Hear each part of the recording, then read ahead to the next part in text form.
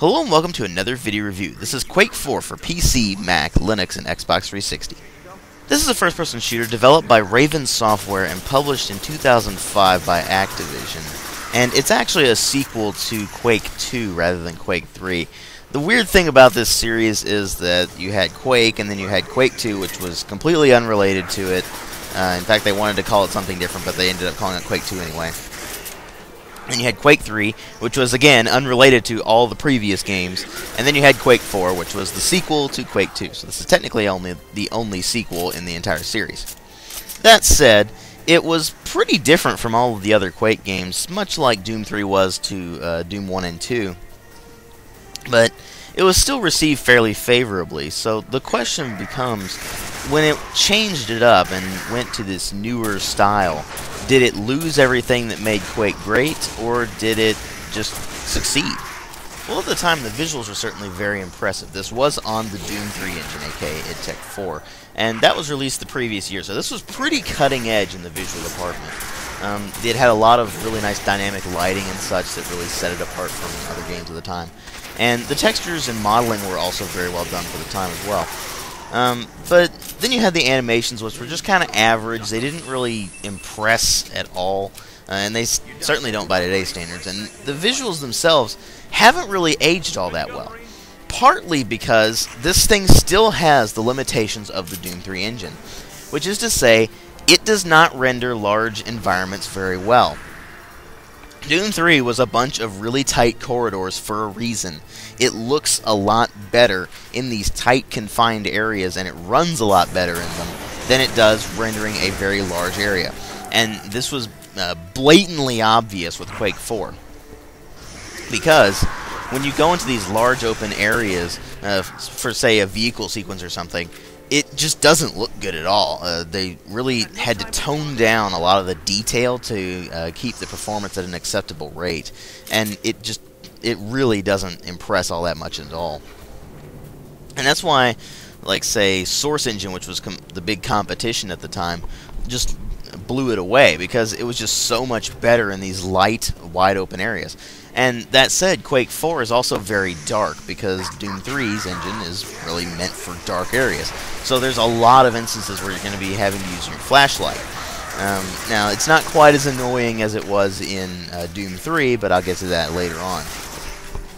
Still, visuals for the time were actually really good. The problem is they really haven't aged well, and compared to other games, specifically Half-Life 2, for instance, it just didn't impress quite as much as it probably should have. And then, of course, there's the sound design, which is a little bit of a mixed bag. On one hand, there's the music, which is just standard first-person shooter music, that kind of orchestral stuff going on, Warzone thing. It's really, really generic music, really unimpressive, and you don't really notice it all that much. In fact, for a lot of the game, it actually ended up cutting out on me, and I don't really know why. But then there's the sound effects and the voice acting. Now, the sound effects themselves mostly do their job, and that's kind of it. But the gun sounds are actually pretty beefy. I was really impressed by those. Especially the shotgun, which just sounds like just this awesome weapon of awesomeness when you fire it. It's just like a cannon. And stuff like that. That all actually blends together very well to create this really kick-ass feeling when you're blasting stuff. Then there's the voice acting, which is also pretty good. I was actually pleasantly surprised by that, and it actually got a lot of praise for the time as well. They did a pretty good job with delivering their lines very well. The problem I had with it was some words just didn't sound right, and that's a writing thing more than the voice acting thing. But some of the word choice was a little odd, like they wouldn't drop the F's here and there. They would just say freaking all the time, and it was like, that doesn't sound right. This is a war zone. Why are they saying that? I mean, you can have these horrible, gory, dismembered bodies splattered all over the place, but they can't say some curse words? That doesn't make any sense. Still, it was kind of just odd for me. Especially in 2005, when this sort of thing was just becoming fairly normal. Anyway, apart from that, they did a pretty good job with the voice acting. But what it really comes down to are the story and the gameplay. Now, the story picks up where Quake 2 left off, the war on Strogos. The Marine you played as in Quake 2 has defeated the Macron, which is the evil alien overlord, And so the rest of the Marines are making the final push in to try to defeat the Strogg once and for all. And you pick up as Matthew Kane, who is a member of Rhino Squad, and you guys are sent on basically the impossible missions. You've become famous for something that nobody really explains to you, and you yourself are actually considered very famous for, again, reasons unknown. They never explain any of your backstory at all. They just make minor references to it here and there, and you're just kind of left to wonder what's going on. What? So what you have to work with is this fight to destroy the Strogg, who are basically you could say Borg on steroids. They're cyborgs that are just completely maniacal and evil and such like that. And they make very much an attempt to show this by making the game extremely gory to the point where it's just extremely disgusting. This has to be one of the most disgustingly gory games I have played in a very long time. I mean, it's just appalling to see what they've done to the series. I mean, Quake was always gory, sure, but it wasn't quite this kind of gory. It was relatively tasteful. Either it was completely ridiculous and just silly, or it was meant to kind of convey this horrible effect. Whereas in this one, it just seems like they threw it in there just as like a fetish or something. It's actually kind of gross to think about stuff like that. It's so over the top and done realistically that it's just appalling.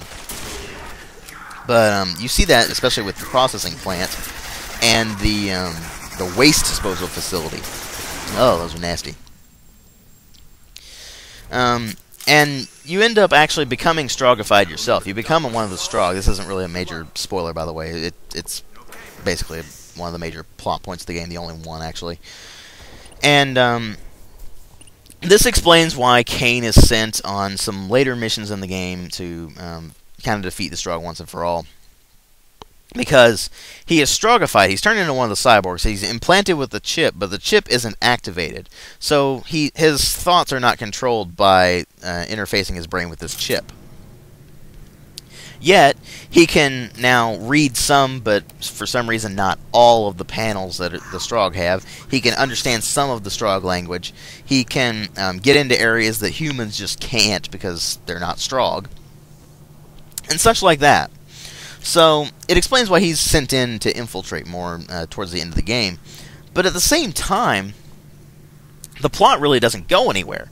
I mean, you have just turned into this abomination, and people don't bat an eye. I mean, literally, when Rhino Squad rescues you, they're just like, whatever, it's Kane. Give him a gun. Let's move. Woo! And kick some ass. Woo! And the only time you really notice when people react to you is during a sequence where you're on a battleship, and people will just say, like, what the hell's a Strogg doing on board? Yeah! And that's kind of it. That's all that people react to you with. And it's just kind of like, well, why are they so nonchalant about this? It doesn't make any sense. So, ultimately, the Stroggification plot goes nowhere, and the game ends just badly. The whole storyline collapses on itself by the end, and you're just like, okay, screw this. Just play it for the action. And that's where the gameplay comes in. If you've played Quake 2, you expect fast-paced, frenetic action. And even with the Quake 1, 2, and 3, you expect fast-paced, frenetic action, lots of things to blow up, lots of cool weapons. Although with Quake 2, they went for a slightly more realistic set of weapons and such, because it is supposed to be a war as opposed to just all over the place like the first and the third one. But all the weapons should be immediately recognizable to you. The thing is, they're not particularly impressive, especially by today's standards. You look at them, and they're just kind of standard weapons. They're just like, whatever, it's just a standard first-person shooter in that regard. I mean, you have the pistol with infinite ammo that does more damage than the machine gun you pick up a few minutes later, which has a scope on it and a flashlight. In fact, you actually have a flashlight on both your pistol and your machine gun. So, they at least had the decency to give you a flashlight with your weapon as opposed to having to switch back and forth between them like you did in Doom 3.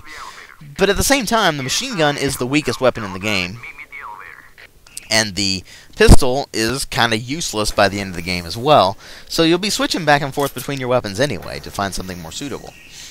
And they're kind of stingy with the ammo, too, so you really have to kind of pay attention to how much ammo you're using. The problem is, depending on which difficulty setting you're playing on, it's going to change things dramatically. The first 3 difficulty settings, there are 4 difficulty settings, by the way. 3 difficulty settings are insanely easy. The first 3, easy, normal, and hard, they're named differently in the game, but they're extremely easy, to the point where there's no challenge whatsoever. 4th difficulty, on the other hand, is practically impossible. Partly because they made weapons do almost no damage. Either that, or the enemies just have so much health that it doesn't matter, it just negates the damage. We're talking like enemies where it took 1 shotgun blast to kill them on the 3rd difficulty.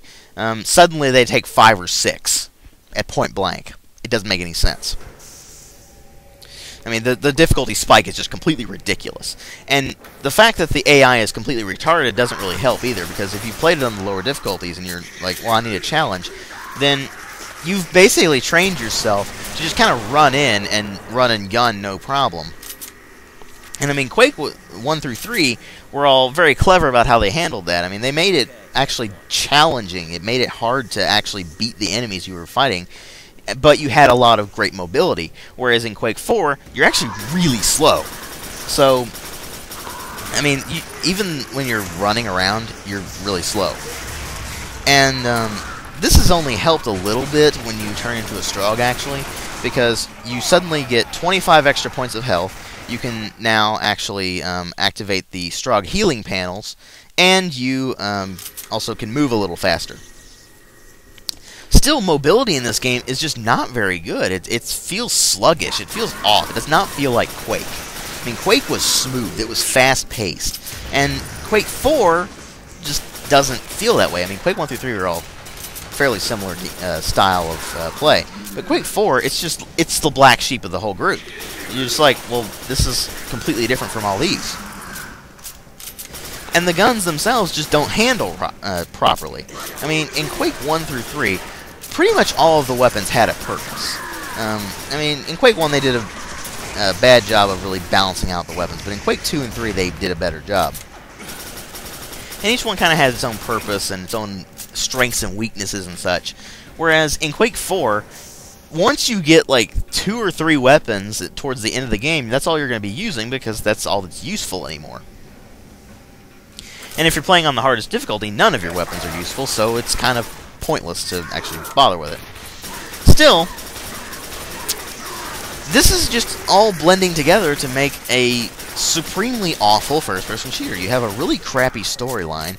You have really uninspired enemy designs that literally they're all ripped from Quake 2, which is fine, but they just don't look right. They don't feel right. And none of the guns feel right. None of the movement feels right. And this is all single player, by the way. It's just, there's so much that just kind of thrown in there that's pointless. And you just feel like the whole game is made of filler. The problem I had with it, playing on the hardest difficulty was the only time I actually was challenged, and it was to the point where it was impossible. I required God mode on the hardest difficulty. Literally required it. Otherwise, I would die in one hit all the time. Even with full armor and full health. It was ridiculous. Whereas if I played on anything lower than that, it was ridiculously easy. To the point where it was ungodly boring. So it was either boring or infuriating. There was no in between. So I go to the multiplayer. And what's the multiplayer? It's the one saving grace, only one major problem with it. Nobody plays it anymore. It's Quake 3 with ramp jumping and crouch sliding. That's it. That's it in a nutshell. It's pretty much Quake 3. The problem is, if you've got Quake 3, why are you going to bother playing Quake 4? I mean, it's not quite as good as Quake 3. It doesn't feel quite as balanced. It doesn't feel quite as fast-paced and awesome. And it's certainly not anywhere near as fresh. I mean, Quake 3, when it came out, was actually very fresh. And people still play Quake 3 to this day, and Quake Live, which is basically the same game. So, nobody's playing Quake 4, but it's got decent multiplayer.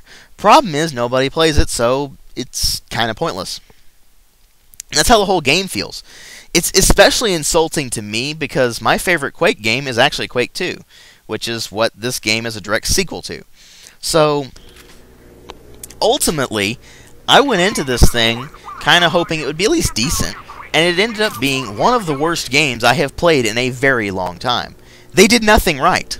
Literally nothing was done right in this game except for the multiplayer, but when you already have Quake 3, like I said, kind of pointless to have it. Ultimately, this game had zero fun for me whatsoever. I have to give it a 1 out of 5. Thanks for watching.